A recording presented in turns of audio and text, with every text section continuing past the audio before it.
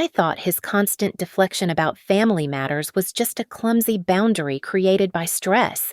But when he demanded I use my inheritance to clear his mystery debt of $120,000, I finally understood the truth.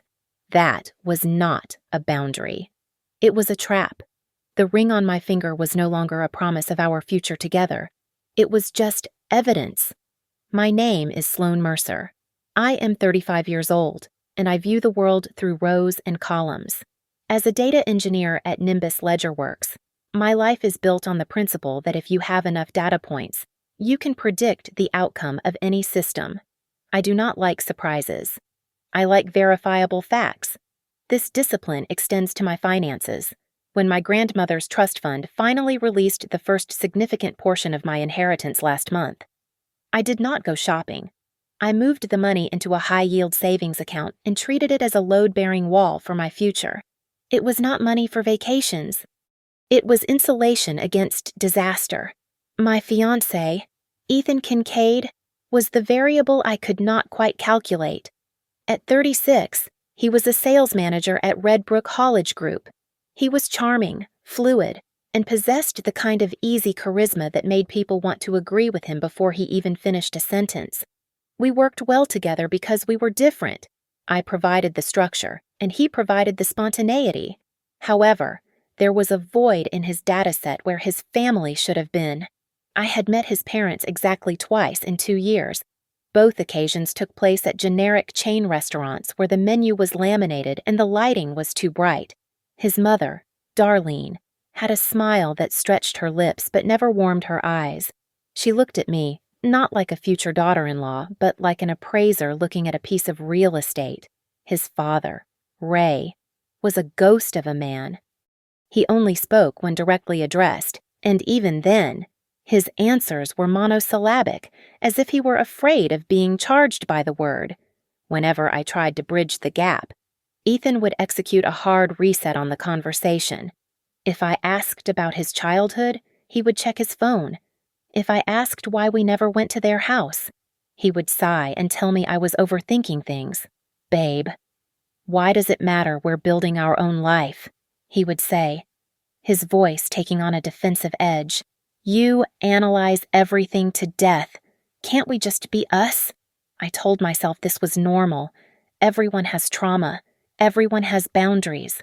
I prided myself on being a mature partner who did not pry into painful history. I thought I was being respectful. I did not realize I was being blind. The shift happened on a Sunday evening. We were sitting at the kitchen island, the blue light of my laptop reflecting off my glasses. I was updating our wedding budget spreadsheet. The numbers were tight, and I needed clarity on the rehearsal dinner costs, which traditionally involved the groom's family. "Ethan," I said, keeping my tone light, "I need to finalize the headcount for the rehearsal. Have you asked your parents if they want to invite any specific relatives I can't budget for maybe guests?" Ethan was pouring a glass of water. He froze. The silence stretched out, thick and uncomfortable. He set the pitcher down with a little too much force. "I told you not to worry about them," he said, his back turned to me. "I am not worrying," I replied, trying to keep the emotion out of my voice. "I am planning. I just need a number." He spun around. His face was flushed, a look of irrational irritation that did not match the simple question I had asked. "Stop asking. Just stop," he snapped. "My family is complicated. Their issues aren't your business." "Why do you always have to dig like this?" He stormed out of the kitchen, leaving the water glass sweating on the counter. I did not chase him. I did not cry. I sat there and looked at the blinking cursor on my spreadsheet. In my line of work, an outlier is not just a mistake. It is a signal. An emotional reaction of that magnitude to a logistical question was a red flag. He thought he had set a boundary. He thought he had shut down the inquiry. He was wrong. I closed my laptop and took a slow breath. If his life was going to be a black box that I was not allowed to see inside, then my financial security was going to be a locked vault. I mentally updated my internal protocol right then and there. Total transparency was the price of admission to my assets. Until he paid that price, he was a security risk. I opened a new tab on my browser and logged into my bank account. I needed to make sure my inheritance was completely isolated. The wedding planning could wait. Protecting myself could not. The friction began with something as benign as postage stamps. My mother and my cousin, who had appointed herself the wedding planner, were relentlessly pinging my phone. They needed the addresses for the groom's side of the guest list to mail the invitations. It was a standard task. It should have taken 10 minutes to export a contact list. Yet, for 3 weeks, Ethan treated this request like a complex negotiation. "I'll get to it. Sloan, I'm slammed at work," he said one evening, aggressively chopping vegetables for a salad he did not even eat. "It has been 20 days. "Ethan," I replied, keeping my voice even, "my mom is holding a stack of addressed envelopes for my side. She just wants to do them all at once." He dropped the knife. It clattered loudly against the cutting board. "Your mom needs to back off," he muttered, gripping the counter. "Why is your family always meddling in our business? It feels like they are trying to control me." "It is my wedding, too." "Isn't it?" I stared at his back. The logic did not track. Asking for addresses was not control, it was basic event management. But as I watched him fume, I realized something else did not track. In our relationship, the flow of information was entirely asymmetrical. I had shown him my pay stubs, my savings tiers, and the exact schedule of my trust fund distributions. I believed in full disclosure. Ethan, however, only ever gave me verbal summaries. He talked about big commissions and quarterly bonuses, but I had never actually seen a bank statement. Not one. The next morning, I took a half day off work. I did not tell Ethan. I met with an old friend who works as a financial advisor at a firm completely unconnected to our shared accounts. We sat in her glass-walled office, and I made a move that felt less like financial planning and more like defensive fortification. I transferred a significant chunk of my liquid savings, including the recent inheritance disbursement, to a new high-yield account at a different bank. Then, I set up real-time credit monitoring alerts on my phone. When I got home, I created a new folder on my personal laptop. I named it Receipts. It was password protected. I told myself I was being paranoid, that I was just a data engineer looking for patterns where there were none. I wanted to be wrong. 2 nights later, I decided to test the system one more time. We were watching television, and the mood seemed stable. "Ethan," I started softly, "since the wedding is only 2 months away, maybe we should just do a small dinner. Just my parents and yours?" "No pressure. Just pizza and beer so they can actually meet before the rehearsal." The reaction was instantaneous. He stiffened, and the air left the room. "Why are you obsessed with this?" he demanded, his voice rising. "I told you, my dad is... He's not good in social situations right now. You are pushing me, Sloan. You are pushing too hard." He stood up and walked out onto the balcony, sliding the glass door shut with a rattle. I stayed on the couch, but I muted the television. The apartment was silent, save for the hum of the refrigerator. Through the glass, I saw him pacing. He was on the phone. It was past midnight. Who calls their parents at midnight on a Tuesday? I crept closer to the door, careful to stay in the shadows of the curtains. The glass was not soundproof. Not yet. His voice hissed through the crack in the door, tight with frustration. "We have to wait until after the wedding. She is smart. Don't push." I froze. My breath caught in my throat. After the wedding. The phrase hit me with the force of a physical blow. In project management, a milestone is a target. But in this context, it sounded like a deadline. It sounded like a trapdoor waiting to open. He wasn't talking about a party. He was talking about a transaction. He hung up and leaned against the railing, rubbing his face with both hands. I quietly backed away and returned to the couch, unmuting the TV just as he slid the door open. He looked at me, forcing a tired, apologetic smile. "Sorry, babe," he said. "Work stress." "It's okay." I lied. I looked at the engagement ring on my finger. It sparkled under the living room lights, but the sentiment behind it had evaporated. I was no longer looking at my fiancé. I was looking at a data point that was behaving erratically. The question in my mind shifted. I was no longer asking, "Does he love me?" I was asking, "What does he need from me?" And I intended to find the answer before I signed a marriage license. I sat down at my desk with the same clinical detachment I used when scrubbing a corrupted database. The question was no longer emotional. It was forensic. I logged into our joint checking account, the one we used for rent and utilities, and downloaded the transaction history for the last 12 months. I exported it to a spreadsheet and applied a filter for cash withdrawals. The pattern emerged immediately. Every Friday or Saturday, there was a withdrawal ranging from $200 to $400. The location tag was always the same Brackenridge. I frowned. Brackenridge was a decaying suburb 40 minutes south of our apartment. It was nowhere near Ethan's office in the city, and it was nowhere near our usual haunts. I opened a map application and dropped a pin on the ATM location. Then I typed in the address Ethan had reluctantly given me for his parents' house 2 years ago. The blue dot of the ATM blinked just 3 blocks away from the red pin of his parents' home. I felt a cold knot tighten in my stomach. I switched tabs to the credit card statement for the card we had labeled Wedding Emergencies. We had agreed this card was for deposits only. Yet, right there in the billing cycle, staring back at me in bold black font, were fees for cash advances.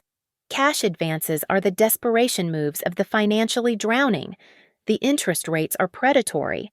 No one with a stable income uses a credit card to get cash unless they have exhausted every other option. Then came the alert. My phone buzzed on the desk.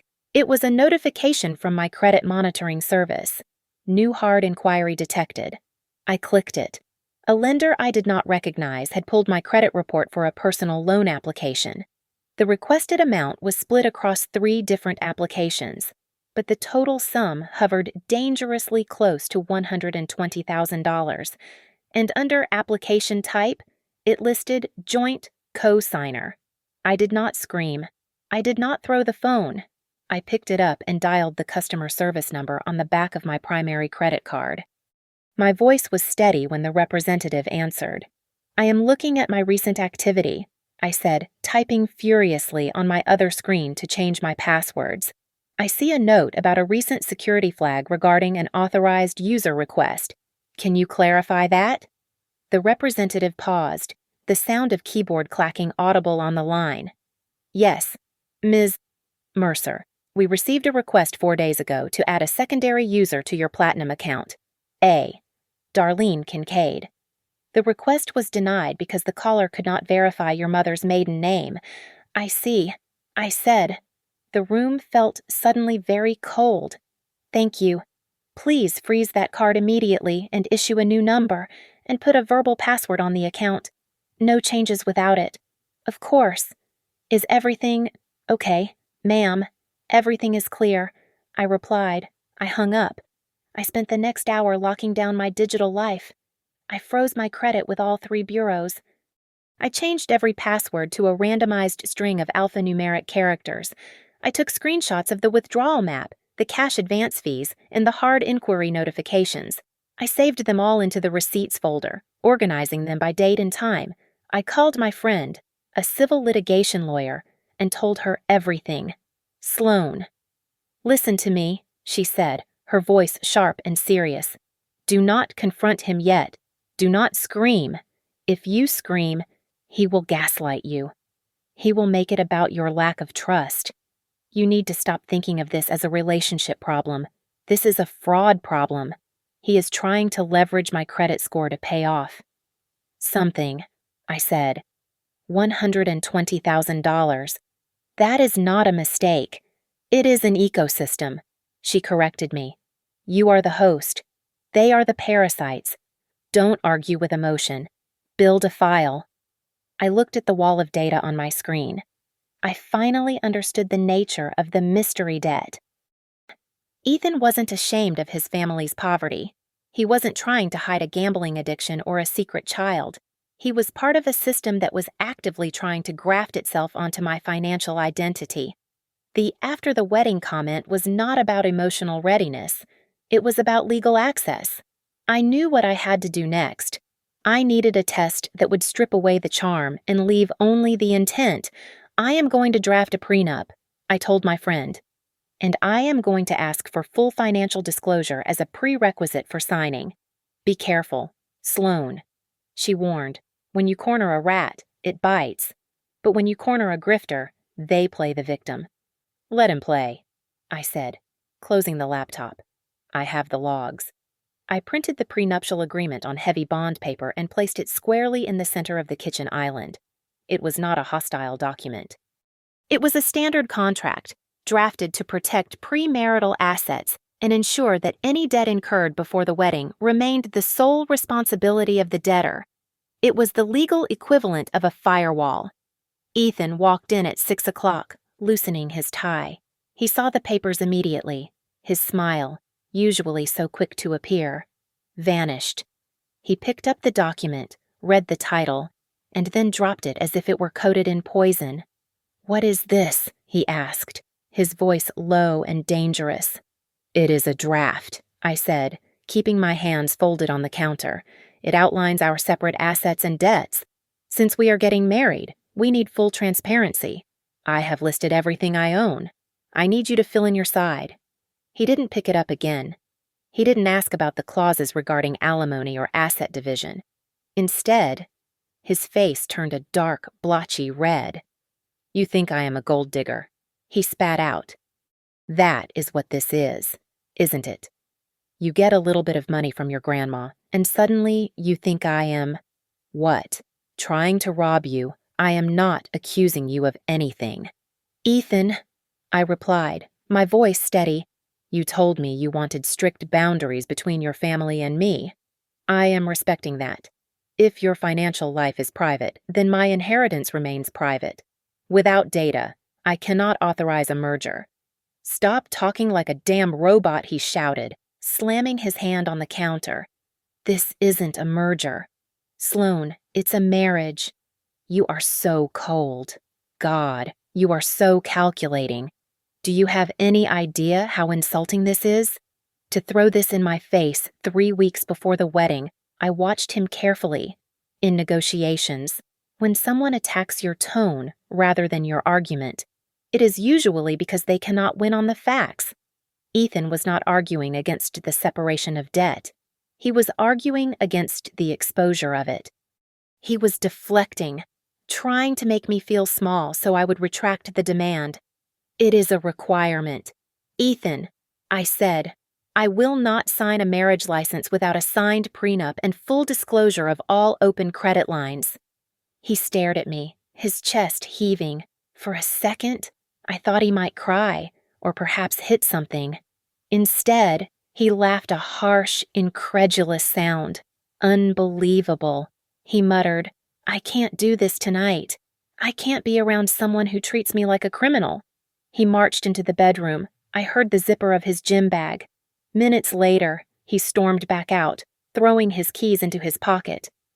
"I am going to my parents' house," he announced at the door. "I need to be around people who actually value family. People who don't treat love like a business transaction." The door slammed shut. The apartment was silent. I did not chase him. I waited. 40 minutes later, my phone buzzed on the counter. It was a transaction alert from our joint checking account. ATM withdrawal. $400. Location Brackenridge Gas and Go. He had driven straight there. He had barely been out of the apartment for an hour, and he was already draining cash in the exact zip code he claimed to be ashamed of. I picked up the phone and took a screenshot. I renamed the file with the current date and time, formatted exactly like a piece of evidence in a chain of custody log. I did not shed a tear. Crying would obscure the data. I opened my laptop and pulled up the 12-month history of that account again. I exported the data into a visualization tool. I plotted the withdrawals against a calendar. The pattern was undeniable. This was not a son slipping his struggling parents a few $100s now and then. This was a systematic siphon. The amounts were increasing. The frequency was accelerating as the wedding date approached.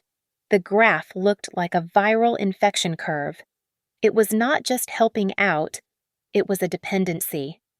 And based on the hard inquiry I had seen earlier for the loan, the host our joint finances was about to be bled dry to pay off something massive.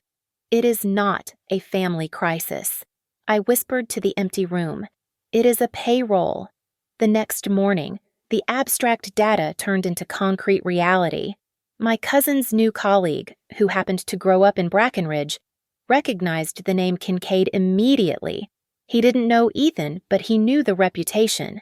The Kincaids were not just a family, they were a cautionary tale of litigation and insolvency. I did a quick public records search based on the tip. It took me 5 minutes to find the docket for a civil lawsuit involving Kincaid Renovation and Supply. The business had filed for bankruptcy 2 years ago, but there was a judgment for outstanding liabilities. The court documents mentioned asset seizure and pending garnishments. They were drowning, and the water was rising fast. Then, my phone buzzed with a message from an unsaved number. Don't blame Ethan. He is weak, but his mother isn't. Meet me alone. I didn't ask who it was. I knew. I drove to a coffee shop in a neighboring town, a place far enough removed from my social circle that I wouldn't run into anyone I knew. Sitting in the back corner, wearing a hoodie and looking like a fugitive, was a woman who looked like a haunted version of Ethan. It was his younger sister, Lila. I had only met her once, briefly, at one of those awkward dinners. She didn't order anything. Her hands were wrapped around a cup of water, and they were shaking. "Thank you for coming," she said, her voice barely a whisper. I didn't know if you would come. I listened to data, Lila, I said, sitting opposite her. And right now, the data says I am walking into a minefield. She looked up, her eyes rimmed with red. It's not a minefield. It's a harvest. You aren't the first one. Sloan. Ethan was engaged 3 years ago. Her name was Sarah. She found the debt notices 2 weeks before the wedding and left. Mom was furious. She said Sarah was insufficient capital. I felt a chill that had nothing to do with the air conditioning. Insufficient capital. Lila nodded, tears spilling over. Mom doesn't look at you and see a person. She calls you a good foundation. When I first heard her say it, I thought she meant you were stable, but she didn't mean your personality. She meant your credit score. She meant your inheritance. She pulled out her phone and opened a group chat named Family First. She pushed the phone across the table. I looked at the screen. The timestamps were from last week. Darlene. Just hold on. The consolidation package is $120,000. We can't service that without a cosigner who has Tier 1 credit. Ethan. She is asking questions. She wants a prenup. Darlene, stall her. Make it emotional. Tell her she's hurting you. Once the certificate is signed, the assets are marital. Wait until after the wedding to do the joint paperwork. She won't divorce you over debt once she is already locked in. The world seemed to stop. The phrase, wait until after the wedding, clicked into place like the final tumbler of a lock. The midnight phone call on the balcony was not him venting to a friend. It was him receiving coaching from his handler. They need your clean slate to bury their bad debt, Lila said, taking the phone back. They need to refinance everything under a joint name. Once you sign those papers as his wife, they will max out everything you have to pay off the old business judgments. I sat back. I did not feel the heat of anger. I felt the cold clarity of a judge delivering a verdict. The man I loved was not a partner. He was a Trojan horse. Why are you telling me this? I asked. Because I can't watch them do it again, Lila stammered, wiping her face with her sleeve. Ethan is my brother, but he is a coward. He won't stop her. I couldn't let you drown too. I reached out and placed my hand over hers. Her skin was ice cold. You didn't just warn me, Lila, I said. You just saved me from a legally binding robbery.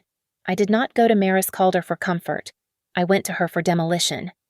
She was a family law attorney who treated marriage contracts like corporate mergers, which was exactly the energy I needed. I sat in her office, laid out the screenshots, the credit alerts, and the text messages from Lila. "I do not want to destroy him," I said, keeping my hands folded in my lap. "I just want to ensure that when I close the door, he cannot open a window." Maris nodded, tapping her pen against the legal pad. "We lock it down. Total separation. If they are looking for a host, we make the environment uninhabitable." I left her office and immediately executed the financial separation. I logged into our joint checking account. I did not drain it, as anger might have dictated. Instead, I calculated the balance down to the penny, divided it by 2, and transferred exactly 50% into my personal account. By leaving his half untouched, I insulated myself from any future accusation of theft or financial abuse. I was not stealing. I was severing. Next came the credit bureaus. I filed a formal dispute regarding the hard inquiry for the loan. In the description field, I typed 2 words, "unauthorized activity." I requested a fraud alert be placed on my file, explicitly stating that a family member might be attempting to use my credentials. It was a nuclear option, but radiation was the only thing that killed this kind of parasite. I spent the next hour changing every password I owned.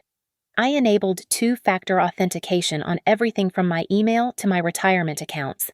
I set up alerts so that any attempt to add a secondary user would trigger a text message to my phone. Then, I built the final wall.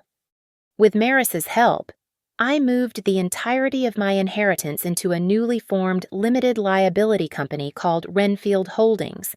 The money was no longer Sloan Mercer's personal cash. It was now corporate capital, governed by strict bylaws that prevented commingling with marital assets. If Ethan wanted that money, he would have to sue a corporation, not a wife. Once the fortress was built, it was time to open the gate, just enough to let him walk into the trap. I sent Ethan a text message. I kept the tone soft, conciliatory, the voice of a woman who was tired of fighting. "I have been thinking. I don't want to fight anymore. I want to understand. If we are going to do this, we need to clear the air. Meet me at my lawyer's office tomorrow. Bring your debt statements. Let's solve this together." The response came within seconds. "Oh, thank God, Sloan. I miss you so much. I have been a mess without you. I will bring everything. We can sign whatever you want.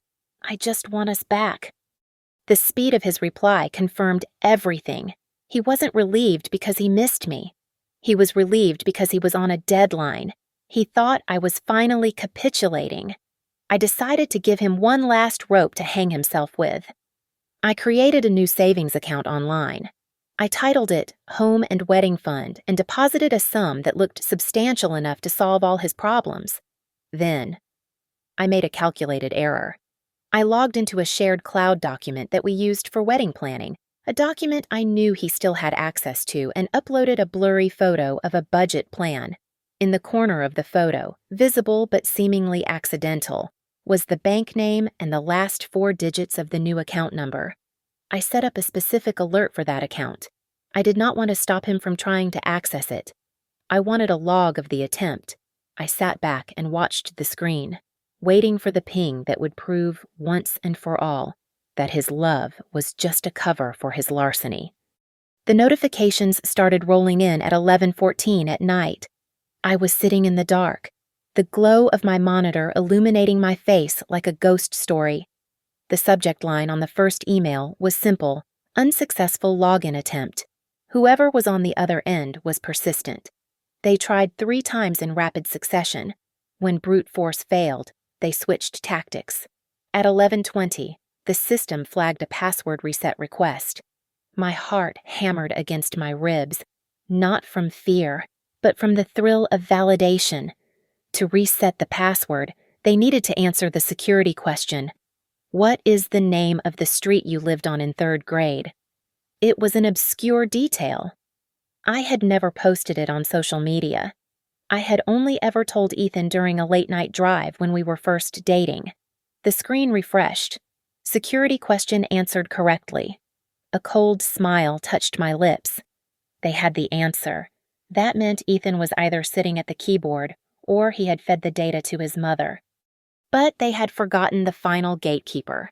The screen flashed a new message. Enter the 6-digit code sent to the mobile number ending in 89. My phone buzzed on the desk next to me. They were blocked. The account automatically locked itself due to suspicious activity. I leaned forward and opened the raw access logs. I extracted the IP address of the device that had just tried to break in. I ran it through a geolocation tool. The map zoomed in, flying over the state, the city, and settling on a familiar cluster of streets. Brackenridge.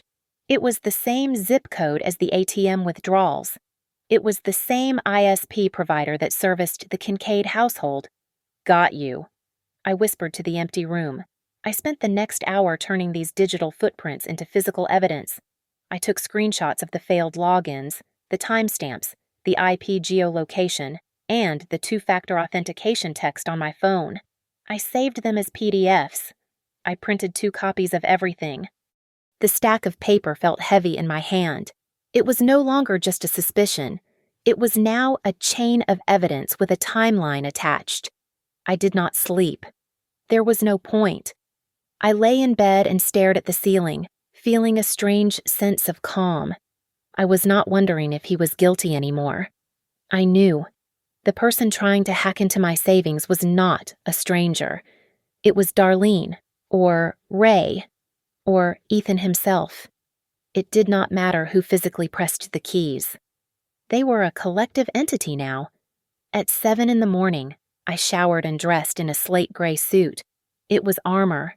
I stood in front of the bathroom mirror and looked at the engagement ring on my left hand. It was beautiful, but it felt heavy, like a shackle. I slid it off my finger and placed it into its velvet box. I did not do this for dramatic effect. I did it because I needed to remind myself of the reality of the situation. Don't be soft, Sloane, I said to my reflection. He isn't your fiancé. He is an adversary. I arrived at Maris's office at 8:45. She was already waiting in the conference room. She had a notepad ready and a paralegal sitting in the corner to act as an administrative witness. Did you get anything Maris asked? I placed the file folder on the mahogany table. I got everything. I replied. Attempted access from his parents' house. Timestamps matched the moment he thought I was asleep. I sat down and arranged my papers. I felt like an auditor preparing for a final review. I was not there to scream. I was not there to ask why. I was there to balance the books. Ethan arrived at the office looking like a man who had not slept in 48 hours. His tie was crooked, his eyes were bloodshot, and the easy charm that had defined our relationship was completely eroded. He did not sit when he entered the conference room. He rushed toward me, his hands reaching out, but stopped when he saw the icy expression on my face. Sloane, please, I am so sorry, he stammered, his voice cracking. I was scared. I didn't know how to tell you. I will pay back every cent. Just, please don't cancel the wedding. We can fix this. It was a performance. It was the frantic pleading of a man who realized his safety net had been slashed. I remained silent. I looked at Maris. She nodded once and gestured to the chair opposite us. Sit down, Mr. Kincaid, Maris said. Her tone was not hostile, but it was entirely devoid of warmth. Ethan sank into the chair, wringing his hands. Maris slid the first piece of paper across the polished mahogany table. It was the map of the ATM withdrawals. We have 12 months of transaction history here, Maris stated. Every withdrawal occurs within 3 blocks of your parents' residence. Why were you draining marital assets in cash? Ethan looked at the map, then at me. He swallowed hard. They are broke, he whispered. Their accounts were frozen by the court. They couldn't buy groceries or pay the electric bill. I was just helping them survive. Survival costs $2,000 a month, Maris asked, raising an eyebrow. She did not wait for an answer. She slid the second paper forward. It was the credit report alert. And what about this hard inquiry for a personal loan of nearly $120,000? The application listed a cosigner. Ethan's face went white. He shook his head violently. I didn't file that, he said, his voice rising in panic. That wasn't me. Maybe it was a hack. Identity theft happens all the time. I watched him flail. He was lying to a data engineer about data. It was insulting. We called the bank. Ethan, Maris said calmly. They have a record of a call attempting to add a user named Darlene Kincaid to Sloane's Platinum card. And last night, at 11:20, an IP address registered to your parents' home internet attempted to access a new savings account Sloane created. They answered your security questions correctly. The silence that followed was heavy and suffocating. Ethan slumped in his chair. The defense of hacking evaporated instantly. She has my passwords, Ethan admitted, looking down at his lap. From college. I never changed them. It was just convenient. Convenient, I repeated. It was the first time I had spoken since he entered. You gave your mother access to your digital identity, and by extension, you gave her a key to mine. I didn't know she would try to log into your stuff, he protested weakly. I leaned forward, clasping my hands on the table. I needed to ask the only question that mattered. Ethan, look at me. He lifted his head. His eyes were wet. Do you love me, or do you need my signature? He opened his mouth to speak, but no sound came out. He froze. For 5 agonizing seconds, he searched for the right answer, the safe answer. But the hesitation was the answer. If he loved me, the denial would have been instant. The silence was a confession. I love you, Sloane, he finally choked out, tears spilling over. But she is relentless. You don't know what she is like. I am a victim here too. She guilts me. She says I owe them for raising me. I will cut them off. I swear I will block her number right now. I watched him cry. I felt a distant pang of pity, but it was the kind of pity you feel for a character in a tragedy who refuses to change their fate.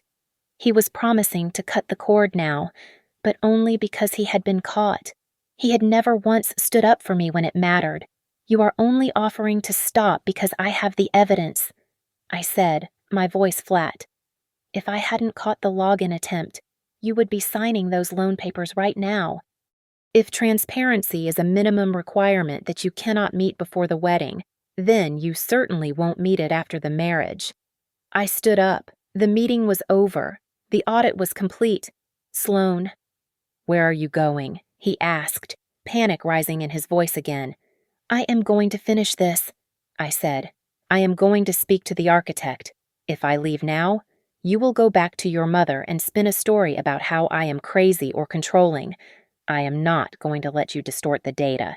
I am going to Seaport Foundry Loft. Bring her. The Seaport Foundry Loft was a cavernous space of exposed brick and cold industrial lighting. It was the place where we were supposed to dance our first dance. Now, it was simply a sterile room with good acoustics for a confession.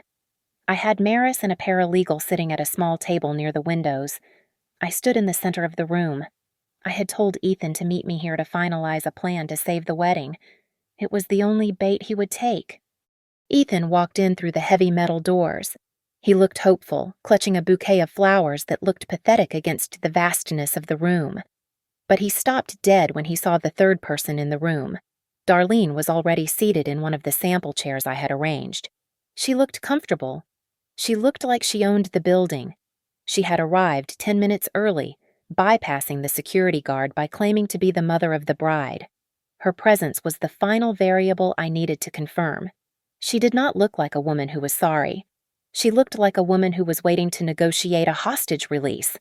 Mom, Ethan asked, his voice echoing off the concrete floor.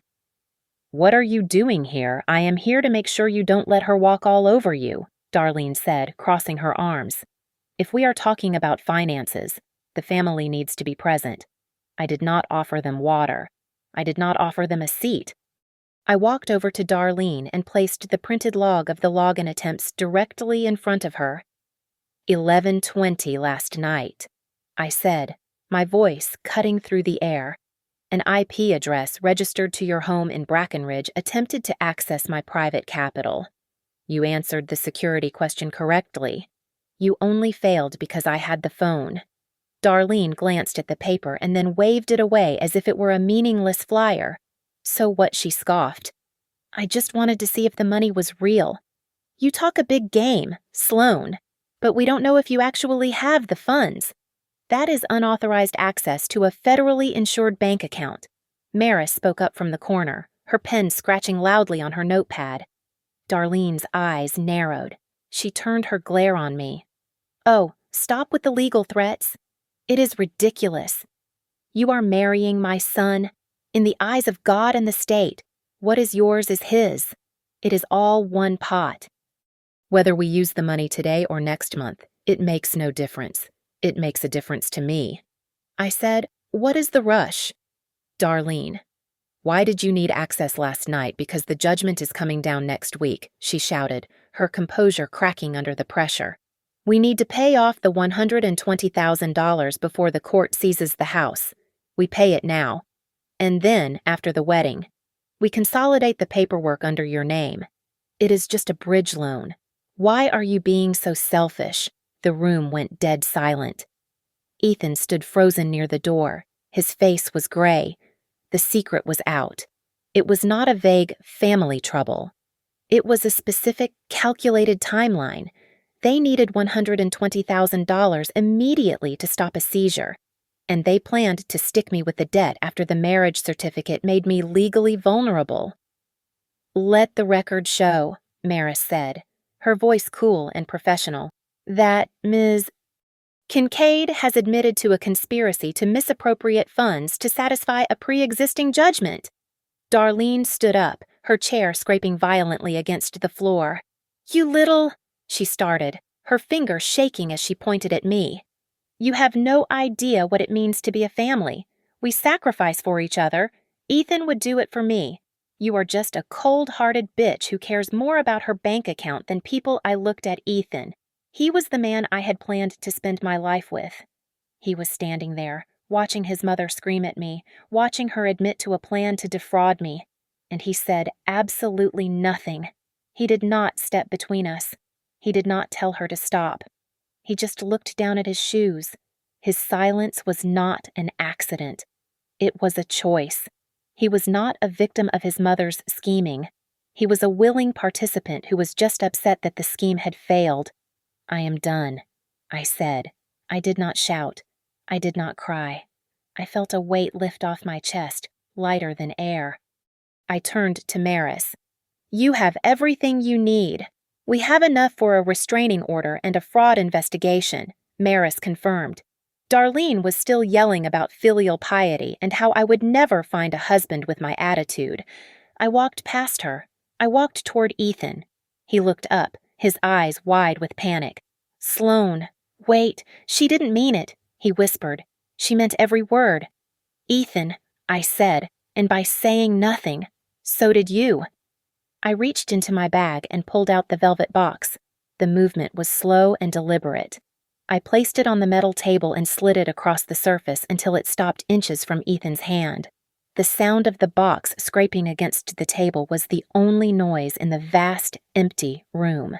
The engagement is over, I said, my voice steady. There will be no wedding.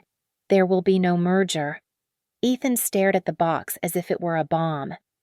Before he could speak, I continued, listing the actions I had taken with the precision of a final audit report.